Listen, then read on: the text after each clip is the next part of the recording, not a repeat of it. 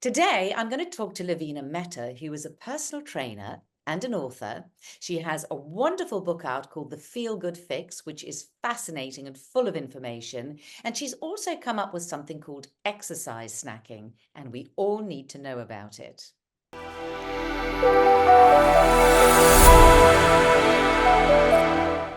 Hi, Lavina. Thank you so much for coming on Ageless. Oh, thank you, Glynis, so much for having me. And I have your book here, The Feel Good Fix, and I have been thumbing my way through it. And honestly, there is so much information in here. You concentrate quite a lot on the menopause, the perimenopause, all related to exercise, which is what you do, the incredible benefits of exercise, and of course, how one only has to do exercise snacking, which is fascinating. And I've not come across this before. So I just wanted to start with, okay, let's just start with the menopause and, Yeah. and the things that happen. So one of the things that happens is as our estrogen levels go down, we tend to put on weight.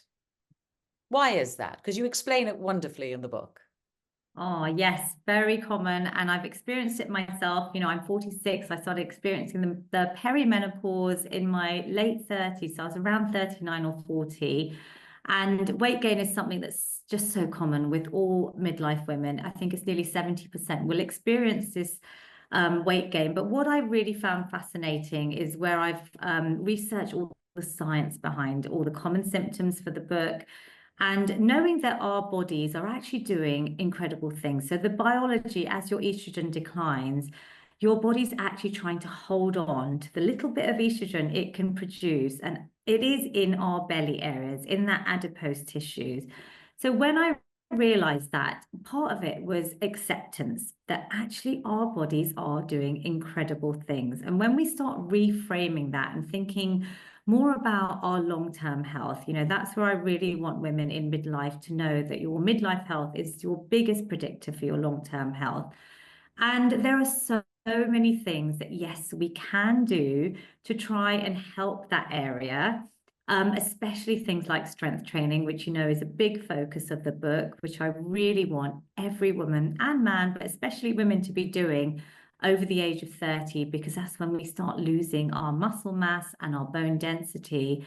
And actually, strength training is one of the most effective ways, because the more muscle mass you have, the more calories you're going to burn at rest. It's going to help with our metabolism. It's actually a huge focus. Like, there's a whole section on it, so you can have a good read about it. But it's not just, thinking about our weight. I want us to reframe exercise and movement for how it makes us feel. So our mental health benefits, because that's a third of the book as well, but also our long-term health, how we can reduce risks of so many chronic illnesses as well. That's so true. And I always think, in our youth, we can get away with murder. Exercise, we can eat junk, and we're not going to have like a huge weight gain for some of us, and you can get away with things. And I remember I have a functional doctor, and he said to me, you can get away with all that Yeah. until you're 35. And then at 35, it all changes. So especially as a woman becomes perimenopausal and goes into the menopause, you know, you can't mess around. If you want to age healthily and you want to be well and you want to keep control of your weight, you have to look to your diet and you have to look to your exercise. It's so true. Yeah, 100%. I mean, it's nutrition, it's exercise, it's sleep. It's our overall lifestyle changes, and especially, I even researched social connection, which I've written a whole chapter on. The science is showing out of all the things is to have a happy, healthy life, our social connection, our friendships, and that whole area, it was fascinating as well. So yeah, I think it is definitely about thinking about the future. But there are so many solutions, Glynis, and everything in the book is almost like a toolkit that I want you to just dip in and out of. It's quite a heavy book, but it's Yes, something that's like a companion. it It's is. You you don't even have to read it all the way through because, I mean, what I did was I just kept opening it, and every section, exactly. you have all these different sections that cover different things. And okay, so I've just opened up on joint pain. Now, Yeah. Listen, since the menopause, I do have joint pain, and I know so many people with joint pain. And you explain it, and my doctors have never been able to really give me a reason why. I'm going, why? Why do I have joint pain? They didn't really seem to know. But you link it to the menopause and the lack of estrogen. And why is that? Tell us about that. Yeah, so as estrogen obviously starts to decline in the perimenopause, it's fluctuating all the time. So joint pain is one of the most common symptoms. And it's something that I even experienced. I remember in the pandemic, I was a personal trainer. I'd only qualified at the age of 40. I was doing lives twice a day. And suddenly my knee just started feeling awful and I had to get it MRI'd and there was nothing that showed up. But as estrogen starts to decline, it can affect our natural like collagen, and it can really affect women. But there's one thing I want you to kind of think about, because when we start feeling that pain, we often start seizing up. But Yeah. actually, all the research, and even doctors will hopefully back me up on this, is that actually motion is lotion. And we Yes. have synovial fluid around the joints that if we can think about lubricating our joints to keep them supple, to keep them mobile, I'm already doing little shoulder rolls, a little Yeah. exercise Yes. snack here, or little neck rolls, while we're sitting here. There's It's so good. much we can do. So joint pain, actually, little bit of movement, listening to your body, of course. And if you have any existing conditions, obviously consult your healthcare professional. As long as there's not excruciating pain, I really encourage you to keep moving. And that is going to hopefully help reduce the pain, the stiffness that we all often feel during this phase. I think that's so right. And I have to say, through all the aches and pains and various issues I've had in my life, I've always kept moving, always instinctively thought, because if I didn't, I felt I would just seize up.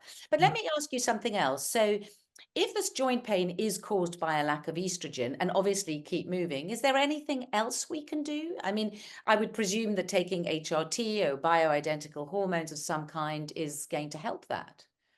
So first line treatment is HRT. I always say, it's such a personal decision. So whether you're on HRT or not, I'm focusing on the lifestyle tools, the solutions that are all backed by science. I did 40 pages of studies and research for this book, and it's incredibly fascinating. I want lifestyle really to be the foundation. So whether you take HRT or not, and sometimes it's a silver bullet for some women. Yeah. Some people, some women, women with that have had cancer obviously can't take HRT. And it's still, a barrier, especially in the South Asian community, for a lot of women in my community. So I really want us to know that whether you're on HRT or not, you really need to focus on your lifestyle. And exercise is one of the biggest sections in the book, but there's also so much around our mental health. You'll probably heard me say exercise for sanity, not vanity. That's become, that's my slogan. And Yes. I truly believe that, because I was double my size, a decade ago. I was on the road to getting type 2 diabetes, which is so chronic and common in my communities. I'm an ambassador for Diabetes UK. My grandmother had Alzheimer's. I started experiencing brain fog, when I started my perimenopause, and I got really worried about early onset Alzheimer's. All these common chronic illnesses, from cancers to osteoporosis, exercise, movement, and lifestyle changes are one of the best things that we can do to reduce our risks. And unfortunately, during midlife, especially as women, our risks go up for all of these. So it's like your midlife health is your biggest indicator of your long-term health. And it's kind of thinking about not how we look, but how movement makes us feel, and maybe all the magic that's actually happening inside our bodies that we can't see. Absolutely. I totally agree. I write about and talk about exercise a lot on Ageless. And in fact, my slogan is exercise is the closest thing there is to an anti-aging pill. That's 100%. that's mine. But listen, tell us now about your exercise snacking. Because I'm fascinated by this. I want to know, how long is a snack? What does it consist of? And can it really help us? So exercise snacking, if you haven't heard of it before, I discovered it in 2018 and I thought this is a game changer and it's all backed by science. It's showing that small bite-sized amounts, and in the book we have snacks as short as a minute, Glynis, even as a Wow. study that shows 4 seconds can be effective. It's little bite-sized amounts of movement that I'd love you to sprinkle in regularly through the day, and they're as effective, if not more effective, than the longer workout that so many of us can't fit into our busy lifestyles. And sometimes when you're going through, maybe lack of sleep, energy, your mood, your motivations at rock bottom, just the thought of doing a longer workout puts people off. And we know that so many of us aren't even hitting the government guidelines of exercise. So the target is actually 11 minutes of snacking a day. And Right. that's based on an incredible study that came out when I wrote the book, actually, when I entered the Penguin offices that morning for our kickoff meeting. And it's 11 minutes can actually help reduce your risks of 1 in 10 premature deaths in the next decade, 1 in 20 cases of cardiovascular disease, and 1 in 30 cases of some cancers. And That's when I heard that, incredible. I Incredible. 11 minutes. 11 minutes in a day. And you're saying you don't even have to do it in one go. You can do it in bite-sized chunks. Exactly. In fact, the more Wow. snacking you do, the better, because it's going to Yep. boost your metabolism. It's going to help regulate your blood sugar levels. It's going to help with the weight gain. It's going to boost your mood. It's going to also help with key health indicators like blood pressure, cholesterol. The studies are so powerful. And I feel like, in our modern lifestyles with technology, where on average, if you've got a desk job, you're probably sitting for up to 10 hours a day, with at home hybrid working, it gets really difficult. And even for menopausal women, which I did a lot of research on, we are more sedentary. And I just want us to sit less, move more, know that it's really comforting to know that even a minute counts.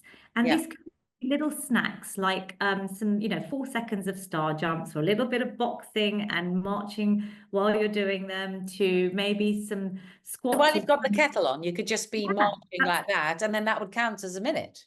so it counts. And the best thing is to tie onto an existing habit. So like when the kettle's boiling, some press ups against the countertop when your vegetables are steaming, to, balancing on one leg when you're brushing your teeth. That's just become a completely normal for my household now. And it's reducing my risk of falls, and it's got all the science backing it. Yeah. Like the book will literally, if you open up on any page, if you've Yeah. got a minute, you kind of just open up, and I've opened up on a 5-minute mobility snack. It's laid out like a recipe, the pun intended. It's got a Yeah. QR code straight to the video so people can do Oh, things correctly. brilliant. Oh, really? Yes. Straight to your videos. Straight to the videos. I wanted to do Wow. something slightly different in the publishing world, and Penguin were thrilled because it was my husband's idea. I was like, the people were saying that images and illustrations get dated. So, but this is more important as a personal trainer, to know that people can follow along, and I give you, all the teaching points so that you're not, you're going to do things correctly. I don't want anyone to get injured, especially when it comes to things like strength training, which Yes. can be new to a lot of people. And Yes. that's something I really want to encourage everyone to be doing. Yeah. And I suppose, somebody who maybe is quite overweight and not that fit and who is not used to exercising, I always think that if you're going to start anywhere, just start with walking. Walking outside is so beneficial, and walking is free and it's easy. I It's remember being yes. quite alarmed during the pandemic, where we in the first lockdown, and and then there were hordes of people outside, because you were allowed outside once a day, and there'd be the hordes of people, and then you would see people jogging that had clearly never jogged in their life.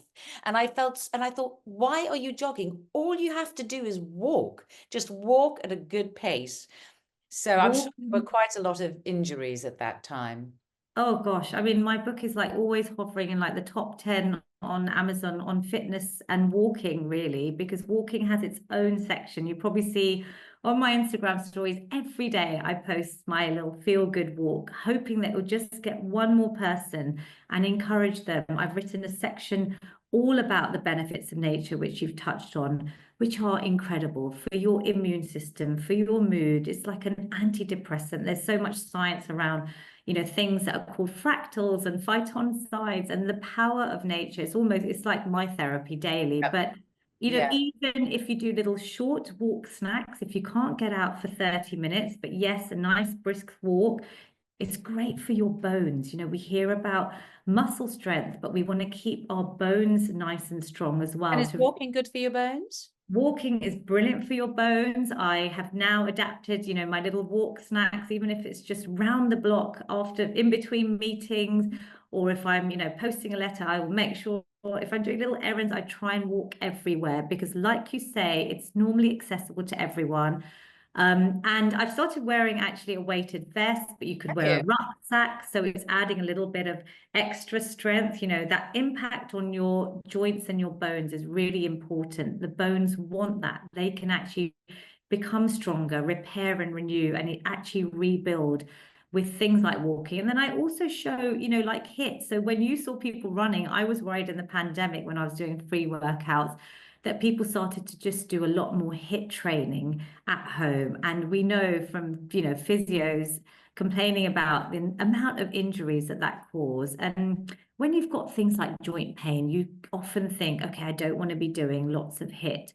So the research is showing even little snacks, I call them HIIT snacks, but Yes. if you sprinkle those in, they're actually going to be great because they're going to, boost your metabolism. It's going to reduce your cortisol levels, which can increase, and that can also affect the weight gain around the belly area. But it is quite magical if you keep it nice, short, and sweet. So little examples, lots of ideas that are in the book for you to just test out. And you've got to do things that you enjoy. I think that's the biggest tip, when it Yes, I comes mean, to you're eating. much more likely to do it if you enjoy Yes, it. yes, Talking about cortisol, and I know that, and cortisol is something that also happens with the menopause because as our estrogen levels go down, and that also causes, it's the stress hormone, and it also causes weight gain. And I know that it should be, when we do exercise, that's good for our cortisol levels, but also there are times when exercise can increase your cortisol levels. yes. So That's something obviously, I've been thinking about, and that has, because in the last few years where I was working very hard and I was very exhausted all the time, it didn't feel, I just listened to my body, and it didn't feel right for me to do a heavy weighted exercise. And I listened to my body and I went, I'm just going to go for a walk in the park with my dog. And yeah. that felt was what my cortisol levels needed. 100%. So I always say to everyone, listen to your body. And it's so great, Glynis, that you're in tune with yours and you know ways that you can adapt it. So my feel good fitness prescription in the book is very holistic. It covers mobility, it covers stretching. Stretching is one of the best ways to reduce your cortisol levels because you're tying in the movements with your breath. I have things, there's a whole third of the book is actually about mental health snacks. And Right. one of them is, what breathing techniques. I call them breath snacks because all it takes is 1 minute to reset your nervous system. Yeah. People think you have to go and sit and meditate for long periods, but actually the tools that I show, even when I go into workplaces or wherever I am, is you could just be sitting, you could even go to the bathroom in your workplace, and if you're feeling stressed or anxious, and anxiety is probably at the top of the list of perimenopause and menopause symptoms now, Yeah. not the traditional hot flushes. Yeah. If you just take on, there's about 5 or 6 techniques that are backed by science, just even breathing in for 4, exhaling for 6. So you've got that longer exhale, you're kicking in your parasympathetic nervous system. It's going to help reduce cortisol levels. And it is about fine tuning. If you're thinking about movement, like you've said, things like yoga, things like a gentle walk, just something that's going to work for you. And I think that's where the beauty of exercise snacking is, that it doesn't have to be long, it doesn't have to be intense.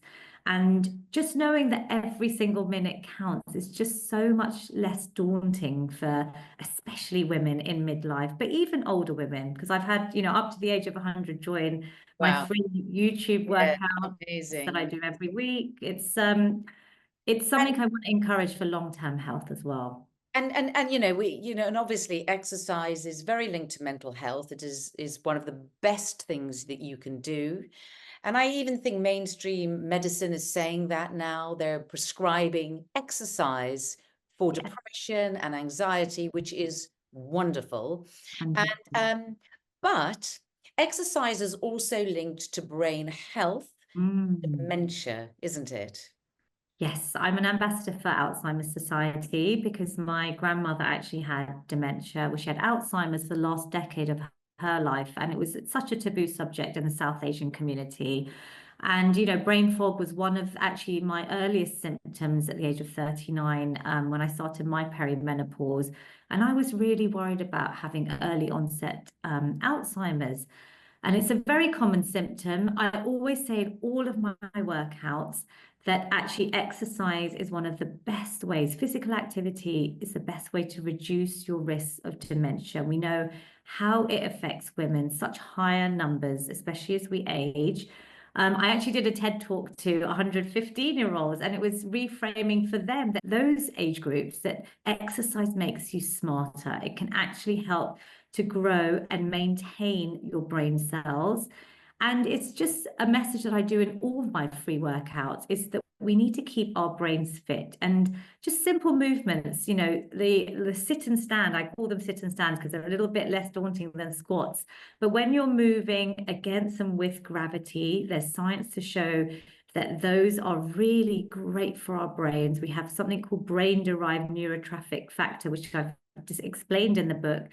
And movement is just so important for our brain health. There's little brain nibbles in there as well, things you might not have thought about that can actually help to boost your brain health. So I want this to become easy things that people can build into their lifestyle, tie and piggyback onto existing habits and activities, but know that this is really beneficial to reduce risks of things like dementia as well. I mean, it is actually incredible, the benefits of exercise for everybody. Doesn't matter your gender or your age. And I always think one of the reasons it's also very good for your brain is because movement of any kind, especially if it's a little set of movements, takes coordination, and it's Yeah, sort of like a cognitive workout it is. It brain. is. And I'm sure that has a lot to do with it helping to ward off dementia as well, is that cognitive boost that it Totally. brain. Yeah, Yeah, I mean, studies show what happens in the hippocampus. It's like even if you're feeling unproductive at work or if you're just feeling sluggish, having that little bit of movement, getting out in nature and the fresh air, or just doing something even in your home in your pajamas. I've got even things like stair snacking when you can't get out in the cold, based on another study that 3 flights of stairs 3 times a day can boost your overall health, your leg strength, and even your heart health. But you're going to feel it. You're going to hopefully feel more productive, more creative. Some of my best ideas have come out in walking in nature. But you're absolutely right that we've got to think about, the power it has in our cognition and our brain health. well, I'm very pleased to have had this discussion because I, sometimes, life is busy. I used to drive to the gym and do a minimum of an hour workout. I honestly don't know how I had time because life is so busy. So by switching that to a 30-minute workout at home has been life transforming for me, and it feels good. I don't feel like I need more than 30 minutes, to be honest.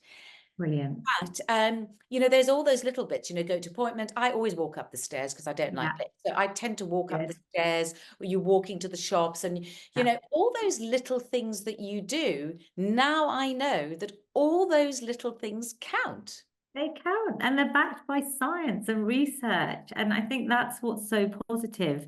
It's I want to get this out, to everyone, just so that people know that movement is accessible, that every little bit counts, and you find things that you enjoy. That's obviously the most important part of movement. And there's such a delicious menu. There's even a mood menu. I don't know if you saw that at the back of the book for Yeah, different moods. If you're sitting too long, if you're feeling anxious, if you're feeling unproductive, I want there to be like a little toolkit of yeah, not just exercise snacks, but the mind snacks. There's even things like, cold water therapy, which might sound so daunting, but it's been a yeah. game changer in my midlife. And it's Has not it? about, it's free tools. Everything in the book is for free. It's not about having expensive gym memberships. or equipment.